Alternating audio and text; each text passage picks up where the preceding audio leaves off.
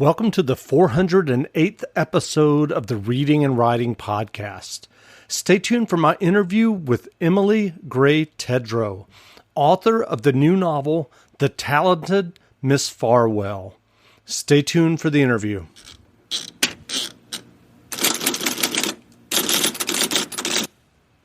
The Reading and Writing Podcast is brought to you by Libro FM.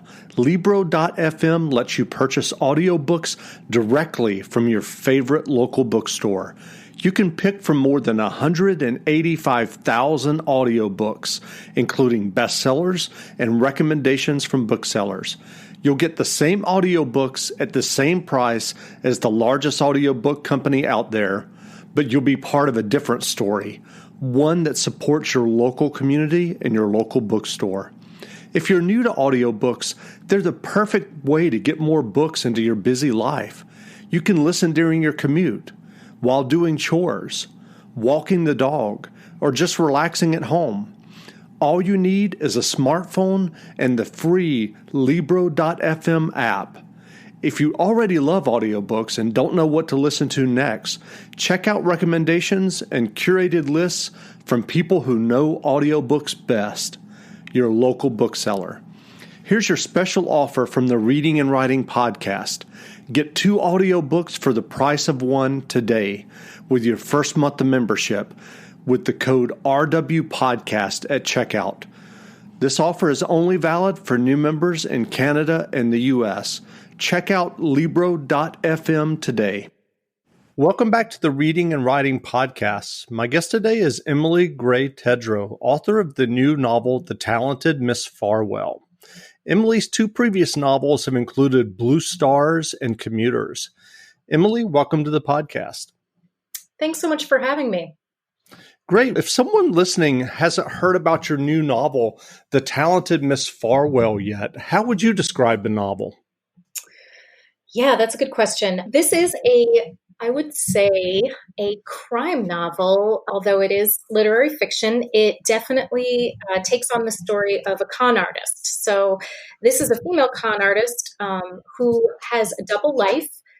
During most of the time, she is Becky Farwell. She lives in a small town in rural Illinois, and she's beloved as the town's government treasurer. And yet, sometimes she's known as Reba, and she is a high-stakes contemporary art collector and goes around the world collecting art for her secret collection. And actually, sometimes she has needed to borrow funds from her small-town government job to fund her high-priced art collecting lifestyle. She does intend to pay it back, and she mostly does. Her deals are getting bigger, and as that happens, she really gets threatened by exposure. And so the story takes place over 20 years, actually, and follows the life of this woman who becomes a mastermind in financial crime as well as collecting contemporary art.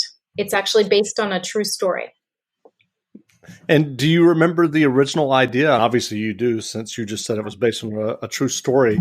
The idea or impetus that led you to write The Talented Miss Farwell? Yes, about, I want to say 6 to 7 years ago, news broke in the Illinois, Chicago region about a woman who had been discovered embezzling money over 20 years from a small town government. A similar story. She took $50 million without ever being caught for 20 years. And so it made headlines. It made some regional news here. And I was fascinated with that story. I stopped following the actual news so that I could create my own character and my own story. But I was totally captivated.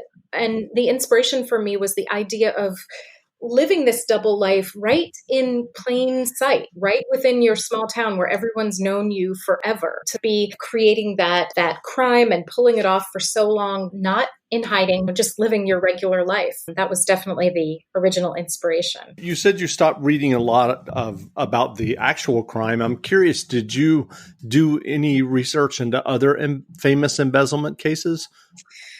Yeah, that is a good question. It was tricky because I did want to preserve like this sort of space and the freedom for my own imagination. So, right, as I said, I didn't follow the the true life case really at all. But I did do research in terms of sort of white collar crime and financial crime and embezzling and mail fraud. I read some nonfiction books. I looked at the main stories that we know of, of course, several famous examples. And then I think I asked a lot of questions to people who were probably concerned when I said things like, okay, now if you wanted to embezzle money, what would you do exactly?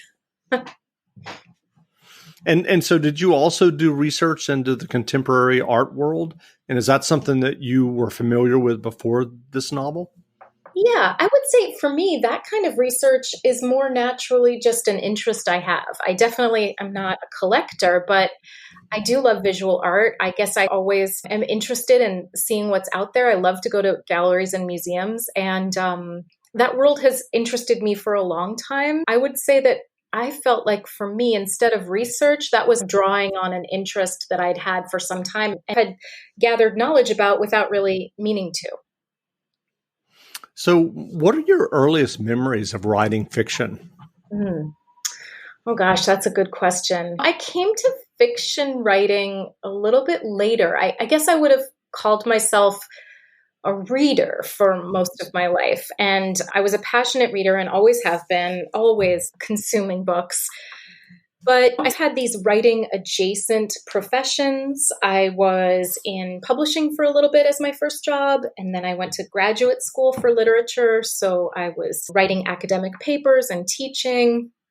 And it was only towards the end of my graduate school career that I began writing short stories, mostly as a fun break from writing very technical, long, complicated academic essays. And I did that mostly as a way to just amuse myself. I didn't really show anyone for a long time. And then when I did start to publish short stories, I really fell in love with writing fiction and kind of changed my life a little bit so that could be my main goal, although of course I always do have a day job as well. And what was the jump for you from writing those first short stories and getting them published, and then writing and getting your first novel, Commuters, published?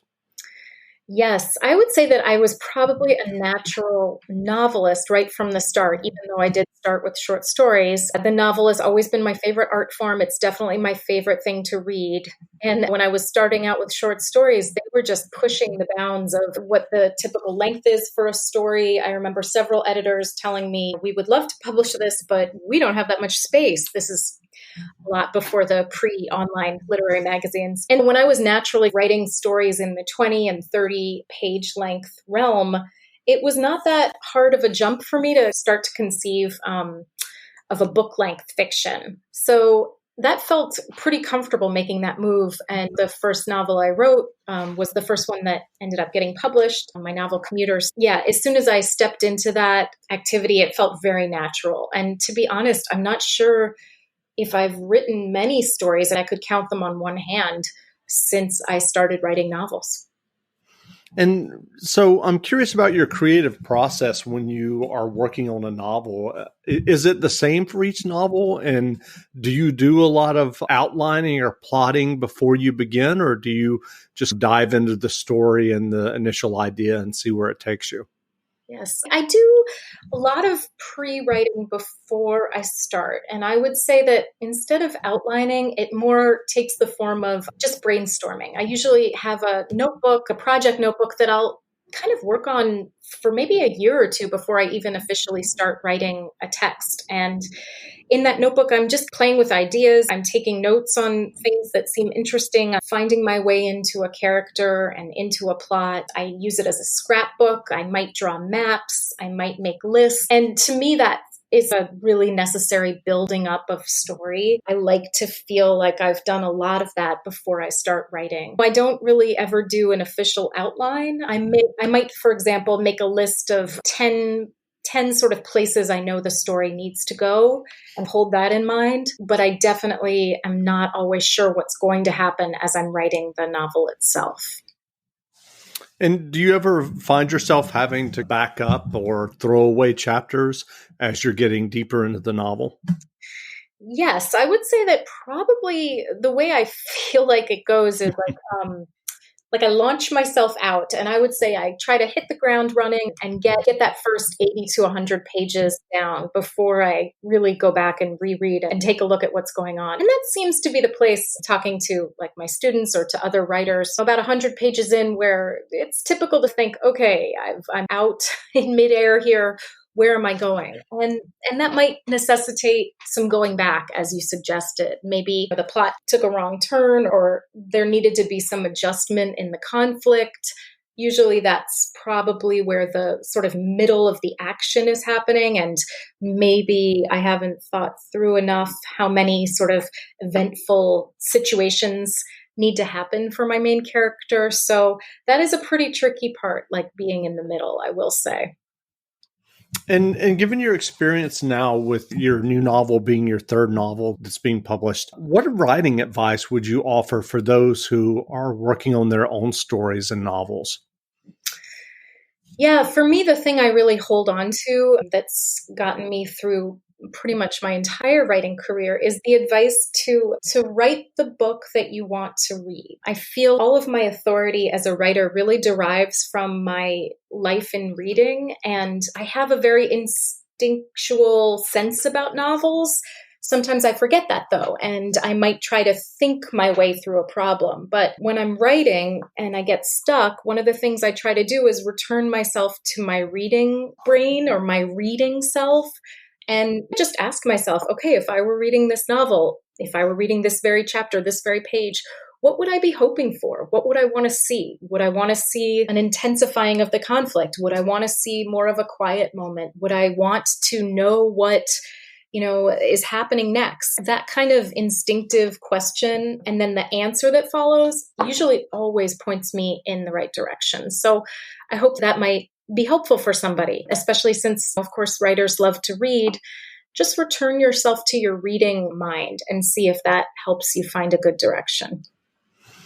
And so have you started pondering or even working on another novel? I haven't. I want to, because I think it's really, so The Talented Miss Farwell comes out this month. And in my experience, it's really a good idea to have a new thing to work on when your book's coming out, to give you a break from this sort of vulnerable place you can be in when a book is publishing and very much out there. But I haven't really taken my own advice there. I think it could have to do with, of course, everything that's going on in the world. There's a lot, and especially this month, my kids are going back to school, but remote learning. So that's taking up my main time right now. And to be honest, I have not gotten that sort of quiet headspace to figure out what's next. Well, what novels or nonfiction books have you read recently that you enjoyed? Oh gosh, I just finished a novel that honestly I feel like everyone needs to rush out and get. It's by the writer Margot Livesey. She's very well known. She is an incredible writer and novelist that I've loved for a long time. And her new novel is called The Boy in the Field. And it's just within 5 pages in, you're just in the hands of a master. The story is a gem. The writing is just impeccable. It draws you in. I was completely absorbed. And so that's one. And then I also just finished the new Elena Ferrante novel called The Lying Life of Adults. And I'm totally somebody I got Ferrante fever. I'm all in. And this novel completely satisfied all my expectations, which were pretty high. So yeah, those have been the two that I've most loved recently. That's great. Where can people find you online if they want to learn more about you and your novels? Oh yeah, I would love to interact with people. I hang out on Twitter a lot, so you can find me there. I'm at EG Tedrowe. But I have to warn you that my other passion besides reading and books is running. I do a lot of tweeting about various, track and field athletes and scandals. And, of course, we don't have many meets these days. But you can mute me when I get on my track and field venting box there. But I also have a website. It's emilygraytedrowe.com. So there's more info about me and my books there. And Great. And so you'll work on your running novel at some point? It's funny. I always think I should. Should I write about running? I have so much to say about it, but I don't know. There's so many good running novels out there. Sure. Again, we've been speaking with Emily Gray Tedrowe, author of the new novel, The Talented Miss Farwell.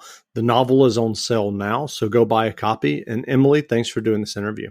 Thanks for having me, Jeff. This was really great. Now, stay tuned for a brief excerpt from the audiobook of The Talented Miss Farwell by Emily Gray Tedrowe, performed by Allison Ryan. Available from Harper Audio, wherever audiobooks are sold. 14-year-old Becky Farwell lay on the truck horn with her forearm. "Daddy, let's go!" Engine running, she tilted the rear view to study her eye makeup, a wash of greens running dark to light, from her eyelashes to eyebrows. Greens, of course, because the magazine said all redheads had to, even indistinct blonde-red mixes like her own. What she really wanted was the set that gave you 3 kinds of purple, pale violet to dusky eggplant. Becky ran a quick calculation on how much she was owed by the 4 girls she did homework for, geometry and algebra, although she could stretch up to pre-calc too, even as a 9th grader. Though for pre-calc all she could guarantee was a B, not that any of the girls complained.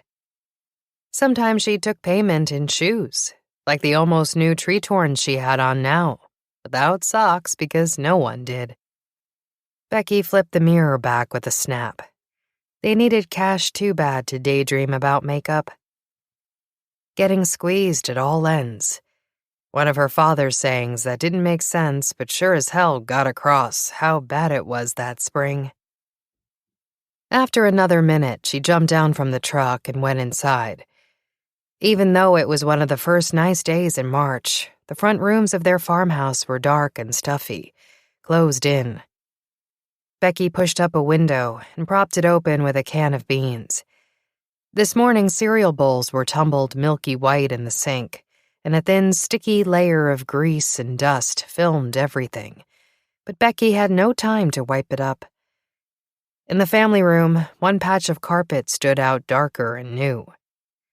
Last week, her father had pawned the TV set, all her mother's jewelry. He thought all. Becky had hidden a few bits, and the blender. He wouldn't tell her how much he'd gotten. It's only temporary. But the crumpled receipt she'd found proved it was less than $100. "Daddy?" she called from the bottom of the stairs, then ran up lightly, bracelets jingling. "We have to. Have you not even showered?" For there he was, her bear-like father, curled on his side in bed. His silver hair mashed down low over his forehead, perspiration speckling his nose. Stomach flu, but there was no time for it. A buyer was driving in from Rockford, and her father was supposed to meet him at noon. "You said just turn on the engine. Daddy, it's all ready." He groaned and threw a hand over his eyes. "Show him the drills. The light track air seeder, make sure he sees that one. And the spreaders, even if he says he don't." "I can't." Becky looked wildly around the room. "How am I supposed to?" "Tell him not the Massies, or any John Deere. You can walk him back by the 2 Vicons, he'll want those, but say no. Just drills, that's our deal. Give me an hour, most. I just need to. Oh, God." He bolted from bed to bathroom, old terry cloth robe flying, and Becky fled before she could hear anything. On the highway, Becky knew exactly when and where to twirl the dials for music, sometimes switching from WXTV to WMMR and back again in the space of a single song. Why wouldn't they play anything other than Crystal Gayle, for Christ's sake? Or Kenny Rogers? She kept both hands tight on the wheel and eyes locked on the road lines, never went a fraction over 45 miles per hour. Not that their old truck wanted to. Nobody passing on I-50 gave a 9th grader a second look. But she knew what to do if she was pulled over. Start to cry right away, say that her boyfriend got dead drunk and she'd been scared and she was going straight home, swear to God, and she never would again. Officer promise.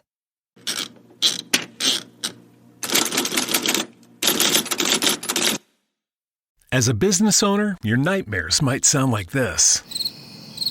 But advertising on Katz Digital can turn your nightmares into this. Hi, how can I help you? I'll be right with you. You see, Katz Digital is the only true audio anywhere advertising. You'll be talking directly to your customers on any device, any place, and any time, while they're listening to music, talk shows, and podcasts. Now that's a great dream.